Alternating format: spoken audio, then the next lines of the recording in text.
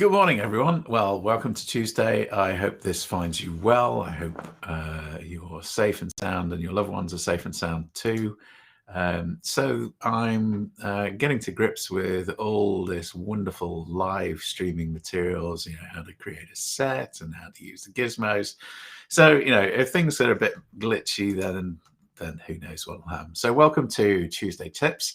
If you tune in on a Tuesday regularly, then my intention is to bring you some simple, easy tips that are just useful to have on board as you go about your day and get on with your business. So without further ado, I'm going to dive straight in. So one of my teachers was Dr. Topher Morrison out in the US, and he taught me that language basically created the fabric of our reality. So whatever we say to ourselves or to each other is how we hear things and how we make sense of our world. So if I say it's a grey day outside, you hear it's a grey day outside, so it might be a grey day outside.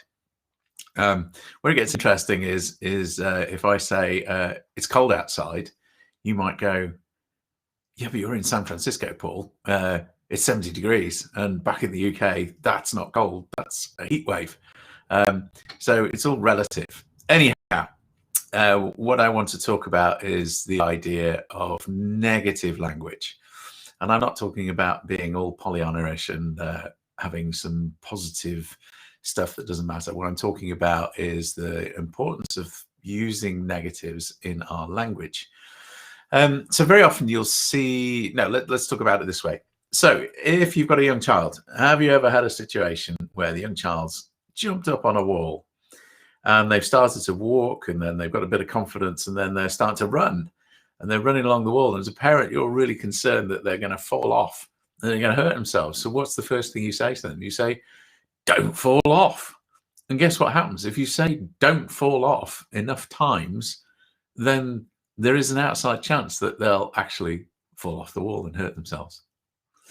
And I always remember a time where, in my own experience, one of my favorite memories of my dad, there was a Sunday Times magazine that was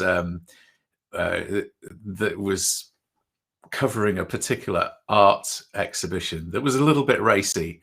And at the tender age of 12, I guess my dad didn't want to see it. So what did he say to me? Well, what most dads say to their parents when they don't want them to do something, he said, don't. And of course, being a 12-year-old, it was kind of like, I heard don't. So that means I must go and have a look at this magazine. And of course, he got a bit cross. We had crosswords, and I was sent to my room for doing something I shouldn't do, which I guess when you're 12 is fair enough.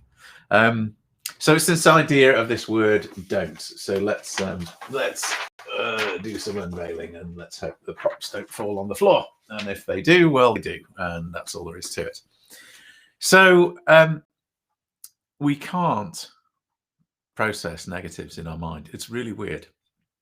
I did find a paper, and I was diving around my Mendeley database trying to find it, but obviously hadn't been clever about the keywords that I'd chosen to catalogue this particular article. But it's an article that explains the science of why our brain and our mind doesn't process the word don't really well. So and what I see, coming from a marketing background, what I see always is events that say, don't forget to buy your tickets.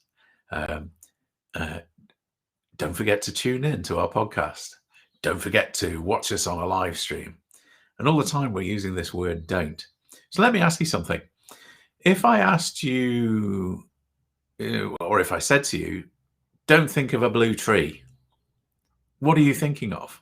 Well, you might be thinking of something like this, a blue tree, right? If I said, don't think of the Queen in a pink tutu, the Queen of England in a pink tutu, what are you thinking of? Well, chances are you might be thinking of a queen in a pink tutu or something like that.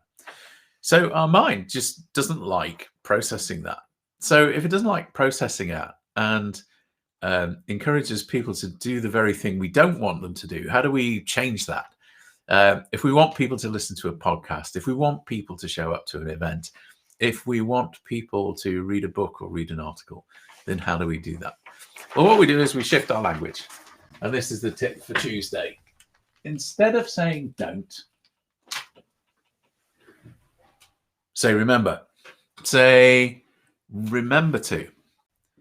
Instead of don't listen to the podcast, just flip it and say remember to listen to the podcast. And what you're giving is a subtle command. You're actually telling people what to do, but doing it really gently. Another way of softening it is to use the word consider. So consider buying your tickets for this event, or consider enrolling for this particular workshop. So remember, not don't, but remember is Tuesday's tip for today. I hope that's helpful. I hope that's fun. If you've got a tip for Tuesday that you want to share with the group, then please feel free to do that. If it's language-based, great. But if it's something else, that's even better. So I look forward to talking to you at some point tomorrow. Enjoy the rest of your day. Take care. Bye for now.